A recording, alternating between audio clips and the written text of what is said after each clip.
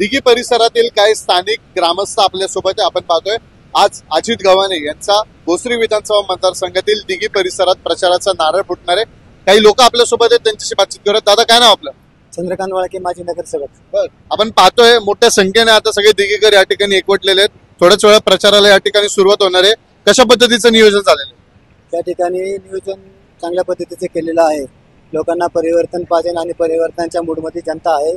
गेल्या अनेक वर्ष नगरसेवक म्हणून काम करत असताना 2002 पासून मी निवडणूक लढवलेली आहे आणि निवडणुकीचा अंदाज माझ्यासारख्या कार्यकर्त्याला थोडाफार येतच असतो, कारण 2ची 7ची 12ची 17ची निवडणूक लढवली आहे। ज्यावेळेस लोक आम्ही दारात जातो आणि हसतमुख म्हणतात, तुम्ही कशाला आला, आम्ही बदल नक्की करणार आहात, अशा वेळेस लक्षात येते की लोकांचा मूड हा परिवर्तनाचा आहे आणि दिघीतील जनता नक्कीच हे परिवर्तन जे होणार आहे त्यामध्ये खारीचा वाटा उचलणार आहे। काय कारण आहेत की दिघीकरांना वाटतं की यंदा परिवर्तन व्हावं? कुठली कामाची मागच्या 10 वर्षात विद्यमान आमदारांकडून रखडली गेली आहे? कोणते प्रश्न जे सोडवले गेले नाही?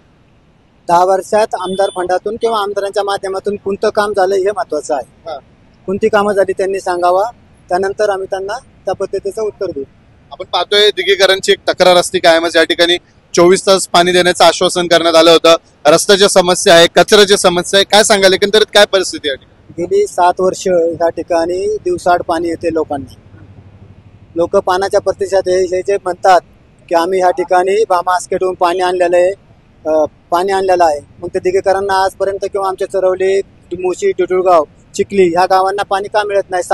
7 वर्ष गेली बीजेपीची सत्ता महानगरपालिका आल्यापासून दिघीकर दिवसाआड पाणी पित आहेत। याला जबाबदार कोण आहे? त्याचा त्यांनी शोध घ्यावा आणि नंतर या ठिकाणी मतं मागावी त्यांनी। काही ज्येष्ठ नागरिकांचा आरोप आहे या ठिकाणी की अनेक वर्ष झाले ही दिघी आधी ग्रामपंचायत होती, महानगरपालिकेत गेली, एवढे वर्ष झाले महानगरपालिकेत जाऊन तरी देखील या ठिकाणी असं वाटतं की ग्रामपंचायतच। त्याला विविध कारण आहेत। त्याला पहिलं कारण असं आहे की लगातार दिघीचा जो आहे 2002 मध्ये जे सत्ता ज्यांची त्यांच्या विरोधात नगरसेवक, 7-12 मध्ये जे विकासात सत्तेत होते ते नगरसेवक होते, त्यांनी ज्या पद्धतीने पुढील 10 वर्षाचं नियोजन केलं होतं, 17 मध्ये परत बदल घडला, त्यामुळे जे विकास कामाची जे रेष असते त्याला कुठेतरी खीळ पडलेली असती। पण ज्या आश्वासने देऊन सत्तेवर आलेले आहेत, पाण्याचा प्रश्न असो, रस्त्याचे अंतर्गत जाळे आम्ही उभं करू किंवा ह्या भागातील आरोग्य सुधारू। आज जर दिघीच्या कानाकोपऱ्यात झालं की तुम्ही गेले तर तिथं कचऱ्याचे ढीग हे पडलेले असतात, कोणत्याही प्रकारची कचऱ्याची विल्हेवाटाचं यांच्याकडं साधन नाही, पाण्याची सोय, लाईट जर आमच्या गजानन महाराज नगर, भारतमाता नगर, पीयू भंडारी या स्कायलाईन दत्तनगर मध्ये गेली तर 8-8 तास लाईट येत नाही। त्यांनी डीपीचे जे वाढवलं, कॅपॅसिटी वाढवलं पाहिजे, ती कॅपॅसिटी बी त्या ठिकाणी त्यांनी वाढवली नाही। की गेल्या 7 वर्षात ठोक काम नागरिकांच्या समाधानाचं कोणत्याही व्यासपीठावरून माझ्यासारख्या कार्यकर्त्याची त्यांच्या संघ बोलण्याची तयारी आहे की 7 वर्षामध्ये दिघीकरांना आम्ही तुमचं हक्काचं मत आम्हाला द्या म्हणून त्यांनी काम सांगावं।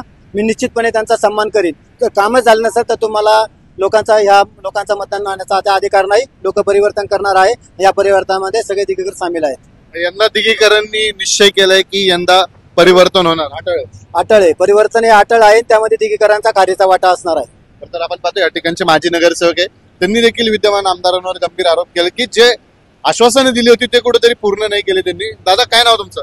गणेश तुपे। बर, काय निर्धार केलाय तुम्ही सगळ्यांनी आधी यावेळेस? निर्धार एकच, आता बदल हा परिवर्तन होणार आहे, बदल हा अटळ आहे, बदल घडणारच आहे। काय कारण आहेत की यावेळेस तुम्ही बदल करण्याचा निर्धार केला? भरपूर जे मागच्या काही दिवसात कामं नाही झालेली, भरपूर कामं राहिलेली, ती सगळी कामं या माध्यमातून होणार आहेत, अजित भाऊंच्या माध्यमातून। आपण दादा पाहतोय या ठिकाणी भोसरी विधानसभा मतदारसंघातील जे दिघी ग्रामस्थ आहे, दिघीकर आहेत, त्यांच्याकडे कुठेतरी दुर्लक्ष झाल्याचा आरोप करण्यात येतोय, खरंय काय? हे बघा, मी कालच या विषयावरती नव महाराष्ट्र चॅनललाही सांगितलं आणि आता तुम्हालाही सांगतोय, समाविष्ट गावांना जी घेतली गेली 1997 साली, तेव्हापासून आमच्या गावांना फक्त टॅक्स साठी वापरले गेलं आणि टॅक्स साठी वापरून आमचा पैसा महापालिकेतून दुसऱ्या कामांसाठी वापरला गेला। आमच्या गावांमध्ये ज्या सुविधा पाहिजे त्या नाही झाल्या। आणि तुम्ही बघा, नाशिक फाटावून पलीकडे जावा, 2024 मध्ये गेल्यासारखं वाटतं। लक्ष्मण जगताप पण आमदार होते आणि हे पण आमदार होते, आणि तुम्ही नाशिक फाटावून भोसरीमध्ये या ना, इकडे चरोली, दिघी इकडे येणार ना, तुम्हाला आजही 1995चा काळ जाणार। म्हणजे 10 वर्ष तुम्ही आमदार होते, तेही आमदार होते, तुम्ही पैलवान होते, तेही पैलवान होते, त्या पैलवानकीच्या मध्ये सुद्धा एक शिक्षणाचा भाग होता, तेही शिकलेले, तुम्ही शिकलेले, तुम्हाला काय सुचलं नाही हे काम करायला? आपण पाहतोय मोठ्या प्रमाणात सगळे शिवसैनिक पण एकवटलेले आहेत आज या ठिकाणी। शिवसेनेची देखील मोठी ताकद आहे म्हणतात भोसरीमध्ये. काय सध्या परिस्थिती, आता काय चित्र आहे या ठिकाणी?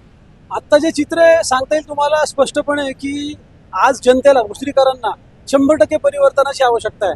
भोसरीकरांनी अगदी आपण जसं म्हणतो की ही जी निवडणूक आहे विधानसभेची ही जनतेने हातात घेतलेली आहे. त्यामुळे आता कुठल्या नेत्याचं कार्यकर्त्याचं म्हणण्यापेक्षा जनता ठरवते आणि जनतेने ते ठरवलंय की भोसरी विधानसभेला आता परिवर्तनाची गरज आहे. ते परिवर्तन घडणार, 100% घडणार. आपण पाहतोय नुकतंच विद्यमान आमदारांनी दिघीमध्ये एक सभा घेतली होती. पंकजा मुंडे पण त्याला होते.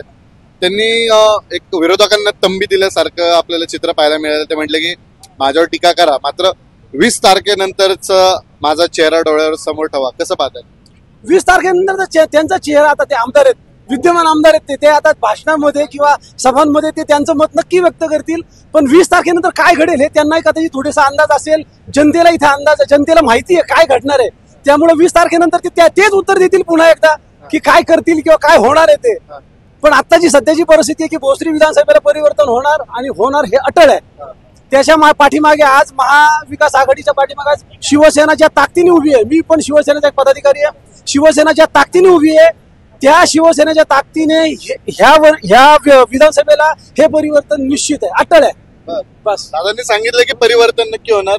ताई, काय आपली भावना आहेत? एकंदरीत आपण पाहिलं दिघीमध्ये विकास झाला का मागच्या 10 वर्षात?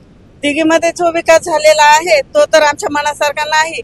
पण आम्हाला आता खरंच महायुती नको, आम्हाला राष्ट्रवादी हाच पक्ष पाहिजे. त्या पक्षामुळेच आज आम्ही इथं आहोत. आणि जे राष्ट्रवादीने केलं, अजित गव्हाणे साहेबांनी जे आमच्यासाठी केलं ते आम्ही कधी विसरू शकत नाही. परिवर्तन व्हायलाच पाहिजे. आपण पाहतोय दिघीकरांमध्ये कुठेतरी मोठ्या प्रमाणात रोष आहे.